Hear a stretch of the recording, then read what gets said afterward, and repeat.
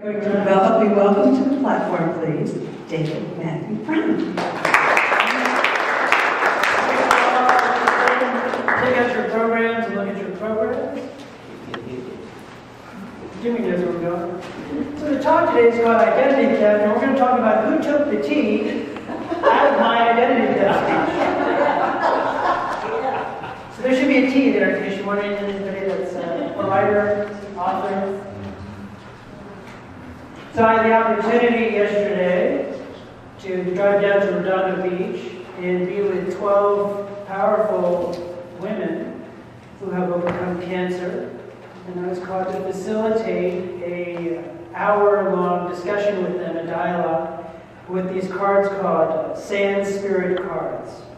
A photographer took pictures of the sand, and there's different images in them, so you pick the card up, and then a series of questions are asked of you. It's a very moving experience for me to be with such strong women. There's a lot of tears, there's a lot of laughter, and there was a lot of one thing that kept showing up over and over and over. So I'm going to share that with you because it moved me. And what it was being seen. A lot of us want to be seen. We want to be seen in different ways. We want to be seen because we have a lot of money, so we want people to know that. Or we get a new car, we want people to see the new car. But when we come here, and we listen to beautiful music, and we listen to the message is, let it be. And we don't feel like that's enough. We don't feel like being is enough. We don't feel like just being ourselves is enough because we're caught up in ourselves. We're caught up in our work. We're caught up in labels that we give ourselves, these parts that we play. Last night, when I went to sleep, I had a dream. I feel like Martin Luther King. And the dream was that you're all free. The dream was, I was led from the top of the earth into this kind of underground tunnel. And there was all these different doorways. And at the end, there was somewhat of a light. It was almost kind of misty that I didn't really... It was like when it's dark outside and you see a lamp on, that type of light. So it wasn't a bright light. The person that was walking with me took me to the middle of this dark tunnel and went into a door and left me there.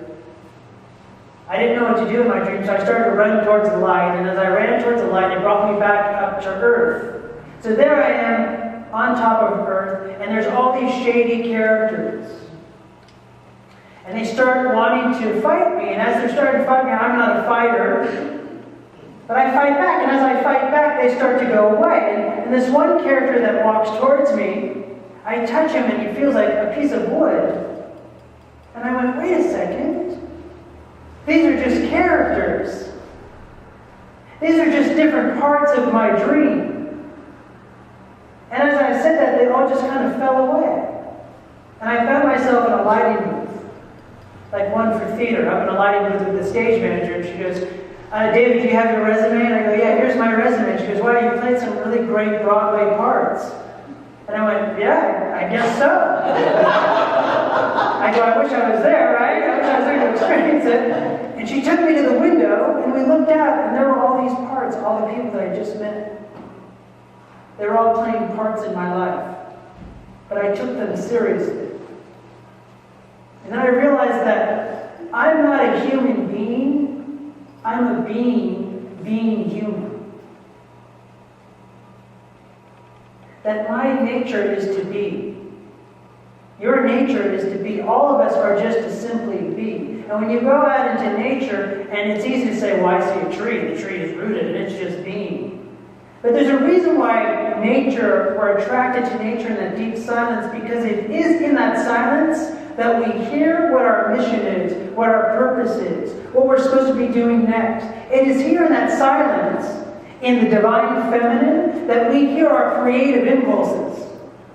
Right? That we hear our calling, we hear what we're supposed to be doing. And there's an aliveness to the silence. The mind itself doesn't like the silence. And there are many occasions when we go into meditation and our mind is simply going, no. Today's not a good day to meditate. I have too much going on. I had a bad day, so I don't want to meditate. I don't want to connect. So when we begin to look at it from that place, what we realize is this. When you're being, when you're letting it be, as Mother Mary says, you can be with your discomfort. And you know that when you're not with your discomfort, what you do? You blame. You take your discomfort, and because you don't like it on you, you put it on other people. So in essence, blame means to, you can write it down, blame means to take your discharge, to discharge your discomfort on somebody else.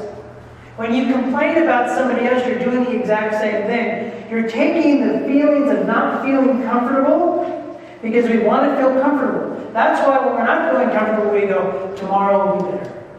Or you know what, I'm going to go to that party and then I won't have to feel this. But it's just a feeling. When you get past the thoughts, when you get past the story of what you're telling yourself, it's just a feeling. So what we're being taught is that when you're being with the feeling, pure consciousness, that awakened self that's already awake inside of you that we keep saying is not, I'm not awake. He's awake. She's awake. I'm not awake. We're already fully awake. We're just covering it up. And we use terms like veil, move the veil, right? Darkness, ignorance. We cover it, God bless you, we cover it up with anger. We cover it up with hate, right? Have you ever seen Wall-E, the movie, the cartoon, anybody? Wall-E is a story, right? And there's a part when you look at your life, do you take the junk that's in your life and you just keep making a house? You just keep making houses? And you're like, gosh, why don't my friends ever listen to me? Why are my friends open with me? And then you start to realize, oh my goodness, I'm not open with them. I'm not being transparent. And when we look at the book by Gary Zukav, Spiritual Partnership, it's about transparency. It's about leaving your five senses and entering a new way of being with your partner, a new way of being with your friends, a new way of being with your kids. Rather than controlling everybody and trying to control the environment, we realize that when we're in a state of awareness, we're all aware. When we're in that state of awareness, there's the simplicity of being in a state of awe. That when you are aware, when you are in awareness, you are in a state of awe. So this is the way it works. So you're in a state of awe naturally. And if you notice, then you start to formulate a story about what you want to do. Your desire comes forward. I'll use myself. Years ago, I used to act a ton. So my desire was to act. Right? So as that desire comes, it's the I actor. Then it becomes real in the physical form. I am the actor. Right? Now I become the character of an actor. But I'm not an actor. I'm playing the part. I'm being human. I'm being an actor. Then when I get home now, I'm being a father. It's just a part. The problem is we have identity theft because we get caught up in the part we're playing and we believe that that's who we are. So if that goes away, then we ask ourselves, who are we?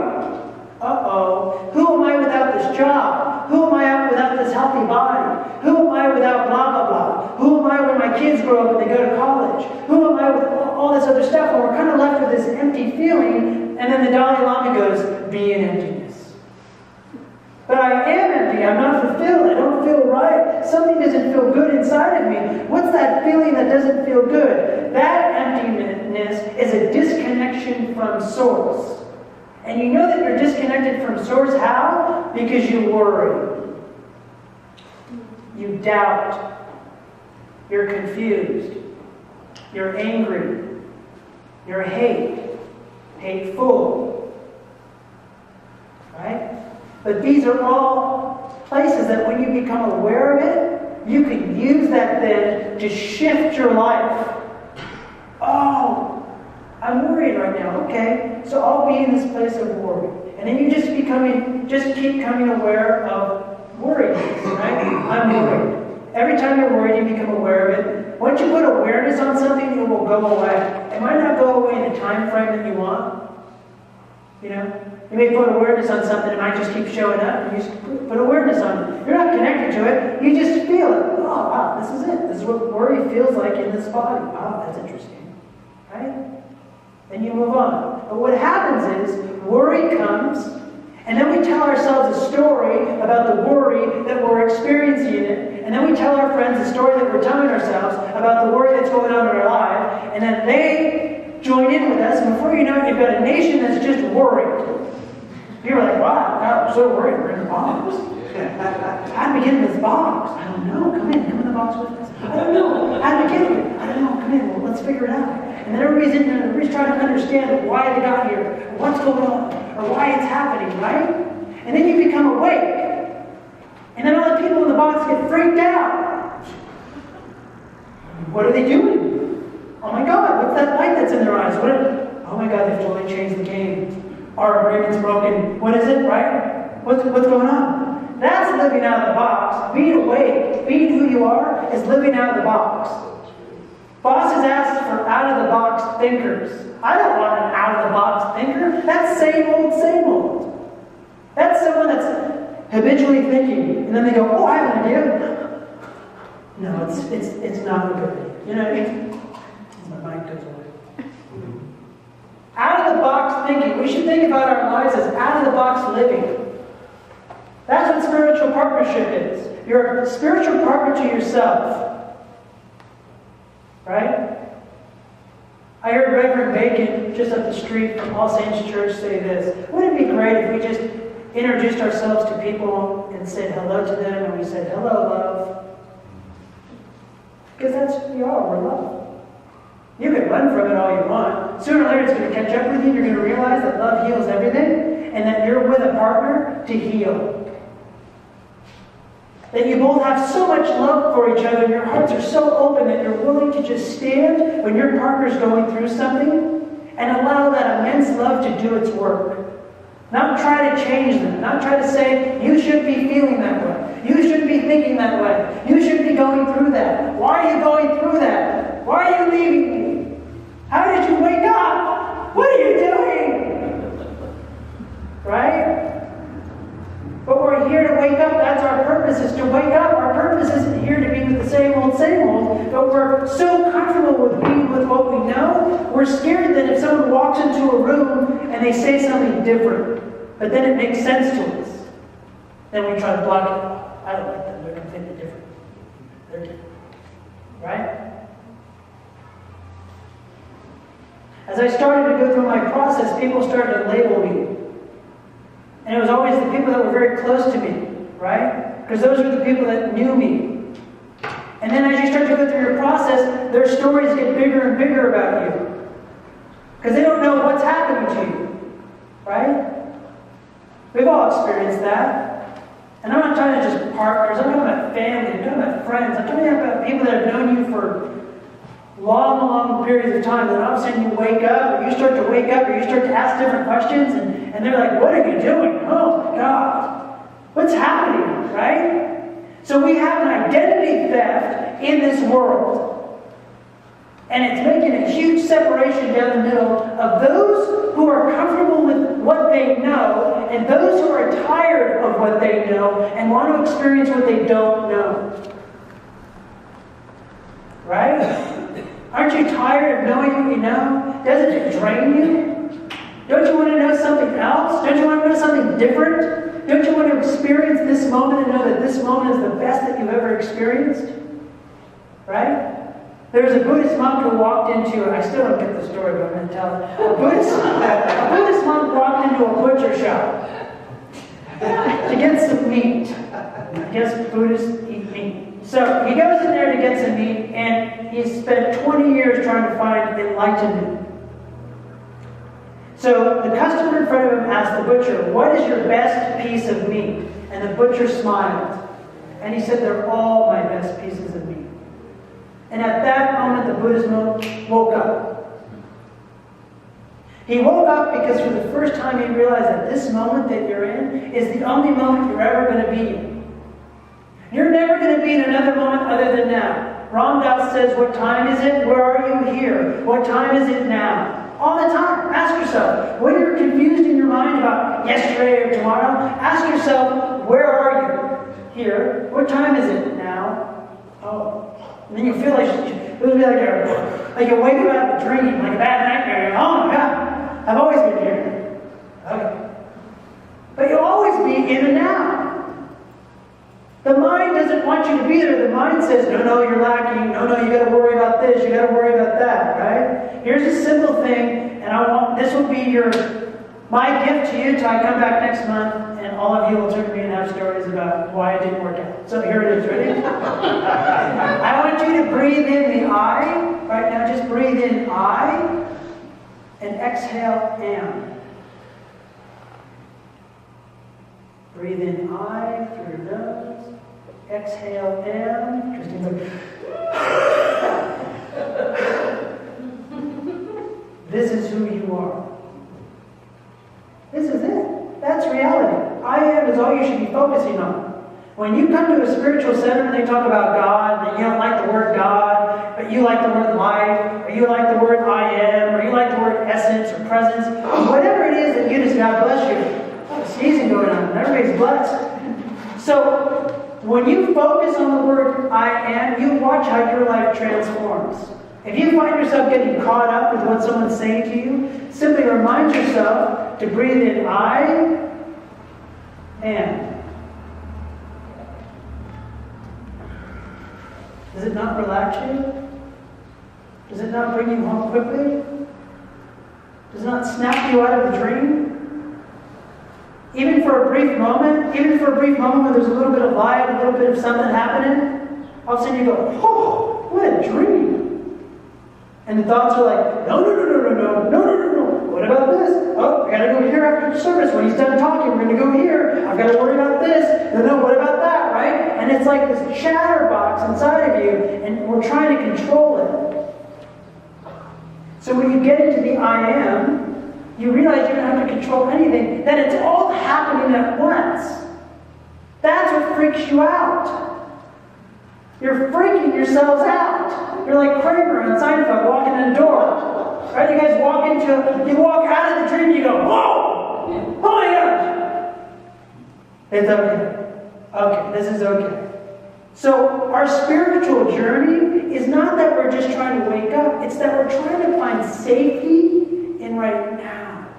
We don't believe that we can be safe here. See, each and every one of you, whether you acknowledge or not, is looking for safety. And you're looking for someone to say that it's okay. Because I was raised in a church that said that I was a sin. When I was born, God created me and I was a sin and I was a mistake. And then it was reaffirmed all the way through 16 years of school. You're a mistake. You're a sin. But you know what? If you give it over to this man right here, he'll absolve you of your sins. That's how much power he has compared to you. And then you come here and then you go, well, wait a second, I'm that same power. Well, what? You go to like an Indian guru or a master or a Gandhi or Yogananda or go to another center or who cares, go to nature, wherever you want to go, and it's the same message. You're it. But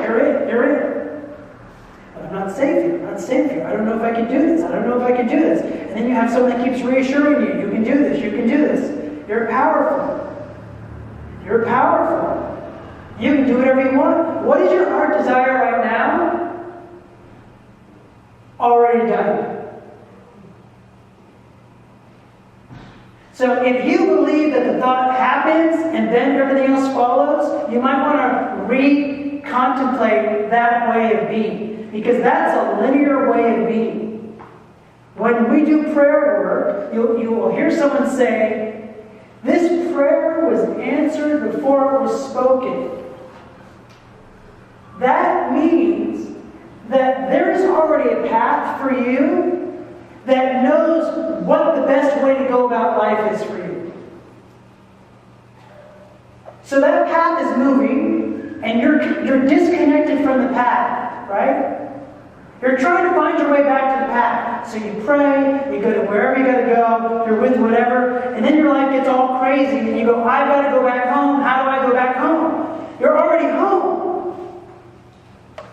So you get back, you start to get back, and as you're praying, or as you go to somebody, you start to get these ideas, and they seem crazy. they're non-linear. Your spirit works in a non-linear way. Your mind works in a linear way. That's why when you ask for prayer, you ask for help, and you get an idea that doesn't make any sense to right now, go with that one because it's your spirit calling. Right? Right? Lost yet? More lost than you were when you came in? Feeling lost? Embrace the feeling lost. Embrace whatever feelings you have right now. All the problems that happen. I watched a speaker, her name is Brene Brown. And she said this. She did a research with parents. Who had kids. She interviewed over 10,000 parents who have kids. This is what she said. This is the question she asked the parents. So, what is your purpose as a parent? All of them had different answers.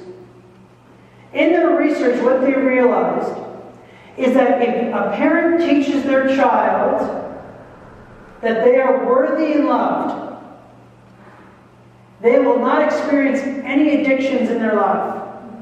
They will not experience any bad behavior, any negative ways of looking at life. Why? Because they will realize that in any section or any time in their life that trouble comes, that they are so worthy and so loved right where they are that they can deal with it. That they have the innate power within to deal with it. The reason why we live in a society that's filled with obesity, drugs, and alcohol, and psychological stuff, and attention to the TV or consumption is because we don't feel worthy. So what is the biggest thing to feeling worthy than unworthy? It's feeling worthy. We sang a song here today, and the song said, it is a fountain of peace, a fountain of joy. You are a fountain of abundance. You just want that abundance to be money. Because then money will make you feel worthy. Right? Then you can tell your friends, I feel so relaxed now, I have $1 million. And then a week later you're like, oh, so miserable, I got $1 million. What have I done? People are asking me for money, everywhere I go, it's crazy. You know what I mean? It's not money that will save you, money's good. But your purpose here is for one reason and one reason only. Wake up! Simply wake up! There's no other reason why you're here. You're here to play a game, and you're using the game to wake up. You're using the characters in your life to help you wake up. You can't wake up, so you bring someone in that you consider evil. Someone that wants to take over the world. As a consciousness, we bring in George Bush, let's say, right? We bring in George Bush, and then that doesn't work, and then we bring in Obama, and we bring in all these people, and then now we have the Republicans and Democrats hating each other. But they're doing a service for us. They're having us wake up and know that we have an inner revolution happening that has had enough. There's a part of you that has had enough. There's a part of you that's had enough turning on the news and watching negative stuff. There's a part of you that have had enough with Hollywood, right? There's a part of you that has had enough with the way that Democrats and Republicans fight all the time. The president's unsure what he wants to do. It doesn't matter who you put in there. They're all doing the same stuff. But they're playing out a big Greek drama for you. And the big Greek drama is so that you wake up and go, you know what? I've had enough, things have to change. I need to go out of the box. And I'm going to tell you right now, people aren't going to like you. But it doesn't matter. Because it's not about liking or disliking or loving or not loving. It's about being yourselves. Breathe in out. Exhale in. I'm going to leave you with this last story. When I was working with those women yesterday, one of the women said, I wish I could be like the rest of you in this group. But I feel like I have so many walls. I feel like I have a wall with my husband. I feel like I have a wall with my kids. I feel like I have a wall with my family and friends. She goes, I have that wall because they did surgery on my body, and I don't like the way way that I look. I don't like the way that I feel. I just have this wall, and I want the wall to go away. And the group was quiet. And I said, what if you took away the W? What if you took away the W from the wall? What do you have? She said, all. I said, what if you tried living in that allness? Rather than telling the story of what you don't have or why it's not working out, why don't you tell a story about how everything in your life is connected? You don't have to see it. You don't have to know it. Who cares? Stop trying to understand everything. Stop trying to understand your partners or your life or your family or your kids. Just be with it all and